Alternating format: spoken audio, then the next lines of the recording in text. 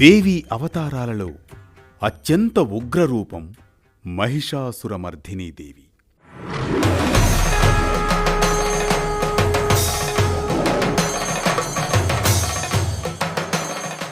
ఆశ్వయుజ శుద్ధ నవమి రోజున అమ్మ మహిషాసురమర్ధినిగా అవతరించి దుష్ట శిక్షణ శిష్ట రక్షణ చేస్తుంది. ధర్మ విజయానికి సంకేతంగా ఆశ్వయుజ శుద్ధ నవమినే మహార్నవమిగా ఉత్సవం జరుపుకుంటాం. సింహవాహనాన్ని అధిష్ఠించి ఆయుధాలను ధరించిన అమ్మ సకల దేవతల అంశతో మహాశక్తి రూపంతో ఈరోజు దర్శనమిస్తుంది. మహిషాసురుడనే రాక్షసుణ్ణి సంహరించిన అమ్మను మహిషాసురమర్ధినీదేవిగా పూజిస్తే శత్రుభయాలు తొలగిపోయి సకల విజయాలు కలుగుతాయి. ఈ అమ్మను పూజిస్తే సకల దేవతలను పూజించిన ఫలితం లభిస్తుంది. చండీ సప్తశతి హోమం చేయాలి.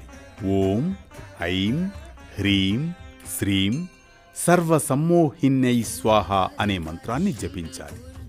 కేసరి పూర్ణాలు నివేదించాలి.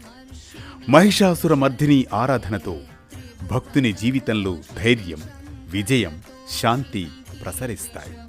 మహార్నవమి రోజున ఆమెను పూజించడం సకల దేవతల పూజ ఫలితాన్ని ఇస్తుంది. శత్రువులు తొలగి సకల శుభ సంపదలు లభిస్తాయి. ఈ తల్లి అనుగ్రహమే ధర్మ విజయానికి శాశ్వత సంకేతం.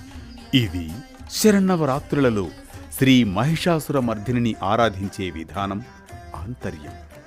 మరో భక్తి రాగం, ధర్మ దీపంతో మళ్ళీ కలుద్దాం రేపటి పరమార్థంతో.